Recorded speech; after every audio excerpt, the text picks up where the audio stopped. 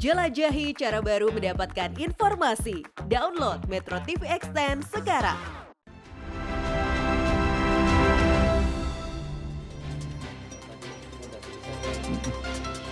Baik, pemirsa, Anda kembali bersama kami di Visi Negarawan. Sebelum saya lanjutkan perbincangan malam hari ini, saya lagi-lagi akan mengawali perjumpaan kita di segmen ini dengan hasil jejak pendapat.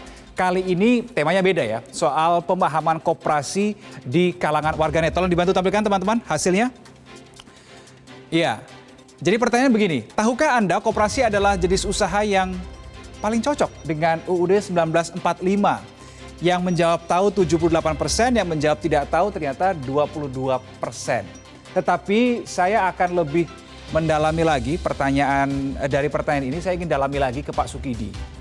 Ketika ditanyakan koperasi ini yang paling cocok dengan UUD 1945, saya akan menambahkan satu variabel lagi, Pak Sukidi. Apakah untuk menuju kesejahteraan itu, koperasi masih relevan dengan UUD 1945 dan kondisi sekarang ini?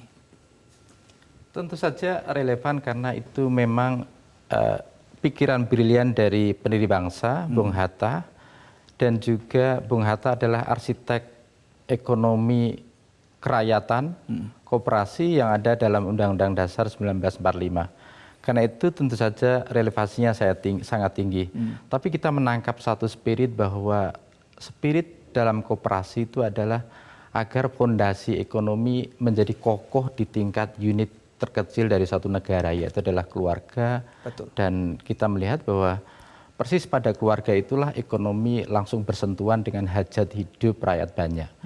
Spirit utama dari ekonomi yang dikembangkan oleh Bung Hatta itu adalah sebenarnya pada kedaulatan rakyat. Jadi kita mengembalikan pada rakyat untuk menjadi pelaku dan sekaligus penikmat utama dari satu aktivitas ekonomi.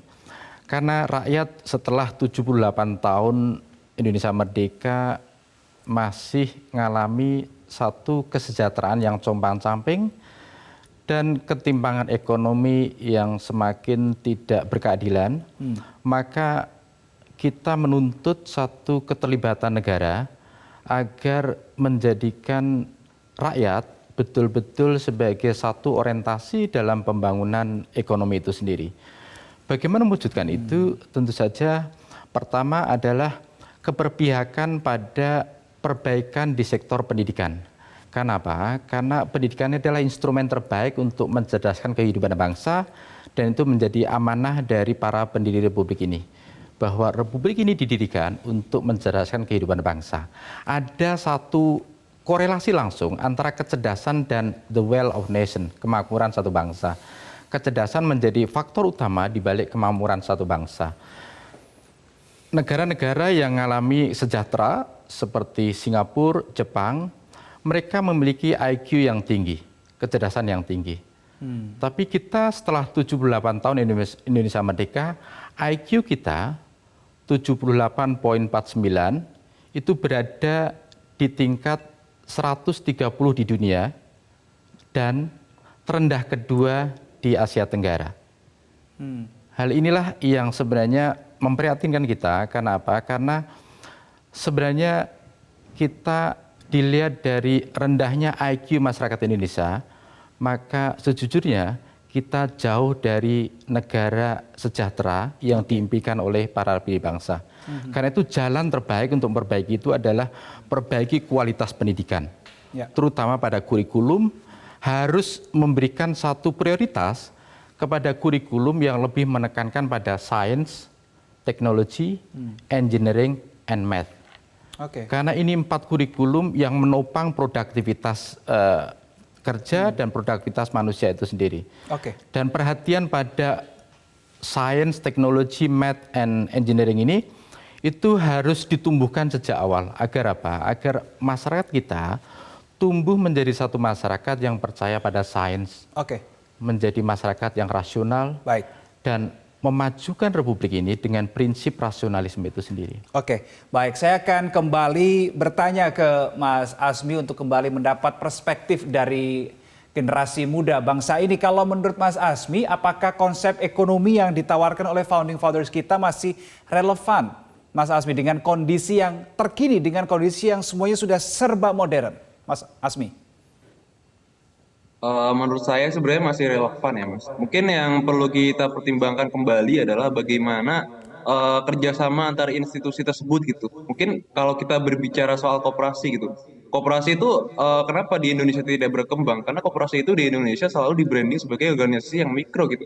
Koperasi tidak pernah dianggap sebagai sistem yang makro gitu.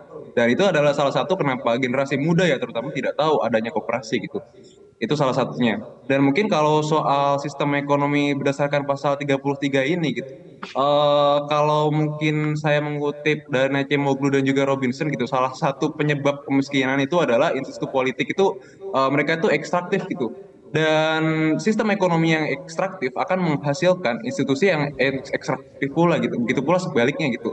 Dan ketika mungkin kita kontekstualisasikan dengan kondisi di Indonesia, sistem ekonomi dan politik di Indonesia itu masih seperti itu gitu.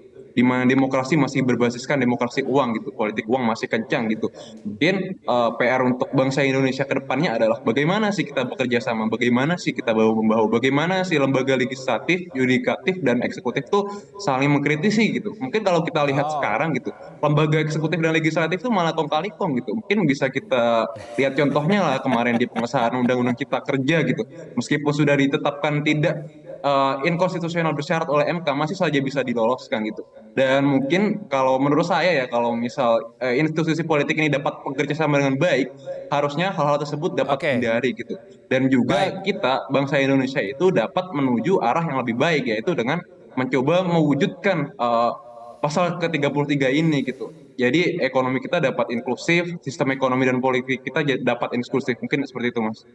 Baik Mas Asmi, terima kasih ya sudah berbagi perspektif sebagai generasi muda bangsa Indonesia malam hari ini di Visi Negarawan. Saya sudah catat, nanti akan langsung dijawab oleh para narasumber di studio. Saya mungkin akan ke Pak Syarif Hasan, karena yang disinggung ini adalah legislatif. Tadi disebut Pak Syarif ada di situ. Ya, ini disebutkan dua kali oleh Mas Asmi, belum ada harmonisasi yang cukup. Bahkan menyentil juga tadi, legislatif dan eksekutif malah kong kali kong. Bagaimana Pak Syarif Hasan menilai ini? Ya, kebetulan saya standing point saya kebetulan saya di partai oposisi. Jadi saya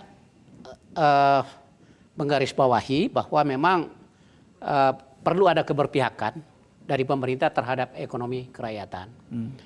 Kita melihat saja salah satu contoh saya katakan menyangkut undang-undang koperasi. Undang-undang koperasi dengan begitu sebelumnya undang-undang koperasi yang kami review pada tahun 2012-2013 itu undang-undang koperasi nomor 25 itu kita lakukan amandemen, terdapatlah undang-undang koperasi nomor 17. Tetapi undang-undang nomor 17 ini dibatalkan oleh MK. Nah, seharusnya setelah dibatalkan itu dilakukan lagi review amandemen, dibahas kembali. Tetapi ini undang-undang ini tidak, koperasi ini yang sudah berumur hampir 35 tahun itu tidak dilakukan amandemen. Bahkan dimasukkan ke dalam undang-undang Omnibus Law. Tadi sudah disinggung oleh Asmi. Dan di undang-undang Omnibus Law itu hanya secara makro saja. Tidak mendetail tentang bagaimana koperasi itu akan dilakukan. Nah, inilah salah satu yang menghambat mengapa koperasi itu tidak begitu berkembang sampai sekarang. Bahkan menurut data yang saya miliki pada saat saya menjadi Menteri Koperasi itu, koperasi yang ada pada saat itu lebih dari 200.000 unit. Nah, sekarang ini malah berkurang. Nah, ini salah satu tanda bahwa memang ya di tingkat koperasi atau ekonomi rakyat ini perkembangannya agak sedikit melambat. Nah, itulah salah satu yang menyebabkan angka kemiskinan ini tidak sampai lebih dari 1,5% menurun dalam waktu kurun hampir 9 tahun, hampir 10 tahun. Which is itu tidak sesuai dengan target yang ditetapkan, dan itu sangat memprihatinkan. Nah, itu juga salah satu tanda-tanda bahwa memang ekonomi kita ini agak stagnan sekali. Nah, sekali lagi memang saya setuju bahwa harus ada keberpihakan di dalam bagaimana agar ekonomi kerakyatan ini kalau dia artikan dalam luas, ekonomi Pancasila ini bisa berkembang dengan maksimal. Nah, kalau itu maksimal dapat dipastikan bahwa angka kemiskinan akan lebih banyak turun. Baik. Saya berikan contoh aja pada tahun 2004 sampai 2014, 10 tahun pemerintahan SBY itu dari 17,6% turun menjadi 10,8%. Oke, baik. Ya. Pak Syarif ditahan dulu, saya ingin minta pendapat ke Pak Teguh. Jadi seperti yang saya sudah singgung tadi ke Mas Asmi soal modernisasi. Di tengah modernisasi, di tengah segala sesuatu yang sudah serba digital, AI dan lain sebagainya.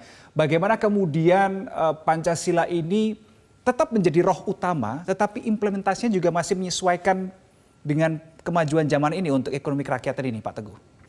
Kalau menurut saya sih gini ya, ekonomi Pancasila kita ini, generasi saya termasuk milenial apalagi yang di bawah saya ini merasakan bahwa ini seperti doktrin yang nggak pernah dijelaskan secara rinci sebenarnya konsep ini dan implementasinya seperti apa.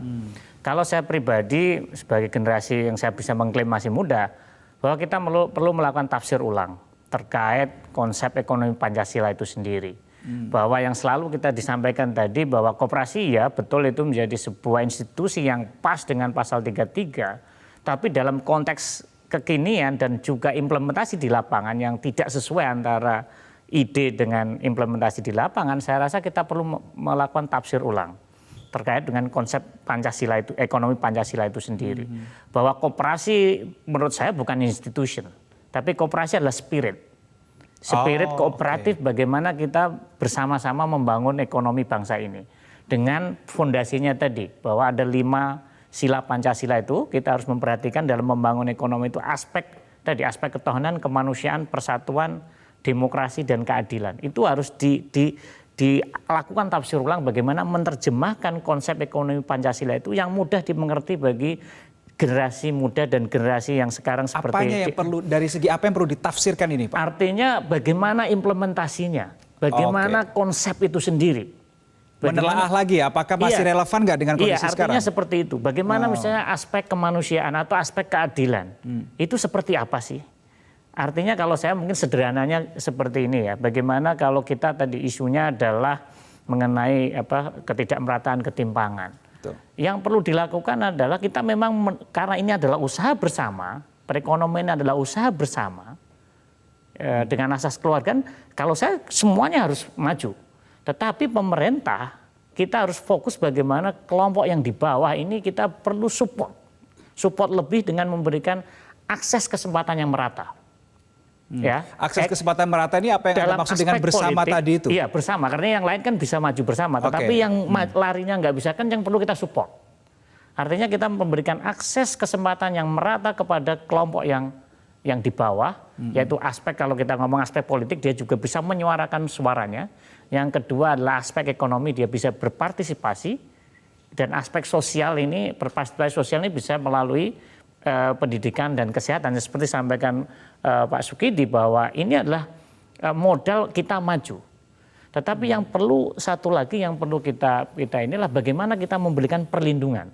Perlindungan sosial kita sudah cukup bagus secara konsep dan secara implementasi juga bagus. Tapi ada satu yang kurang. Apa itu? Yaitu kita melupakan perlindungan terhadap pekerja rentan. Karena di Indonesia ini yang banyak mengakibatkan kemiskinan itu adalah orang jatuh PHK atau orang tahu-tahu sakit, orang pekerja tahu-tahu kecelakaan kerja atau bapaknya meninggal. Di sini adalah memang kita sudah punya asuransi kesehatan, jaminan kesehatan, kita juga beasiswa pendidikan, kita punya bansos, tetapi pekerja rentan kita ini belum terlindungi, pekerja rentan dan pekerja informal.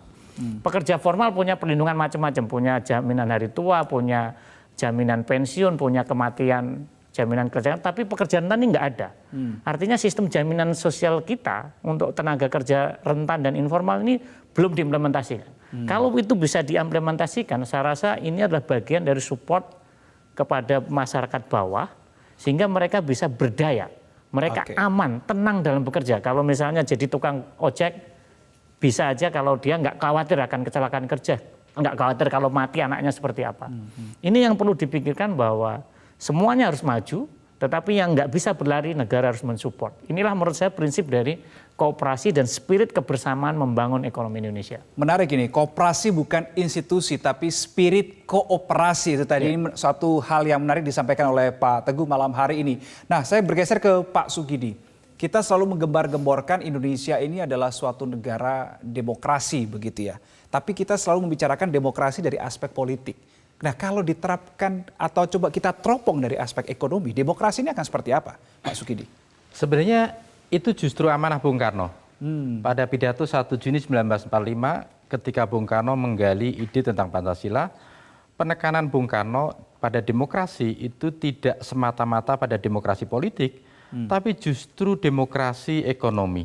Artinya persamaan ekonomi, persamaan politik itu harus menjadi dua instrumen yang berjalan beriringan untuk menata republik ini. Sehingga prinsip dasar demokrasi ekonomi itu mengandaikan bahwa rakyat itu memperoleh apa yang oleh Amartya Sen sebut sebagai social opportunity. Kesempatan-kesempatan sosial ini harus dibuka lebar sehingga rakyat memperoleh satu kesempatan yang adil dan setara untuk menikmati dan sekaligus untuk memanfaatkan kesempatan sosial yang besar ini. Misalnya rakyat miskin dari aspek pendapatan 550.000 per kapita misalnya per bulan.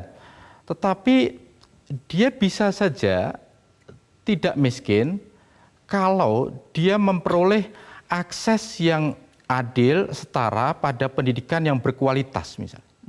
Karena investasi pada pendidikan itu jauh lebih bernilai ketimbang sekedar income standar kemiskinan itu. Karena itu pendekatan kemiskinan itu perlu dirubah.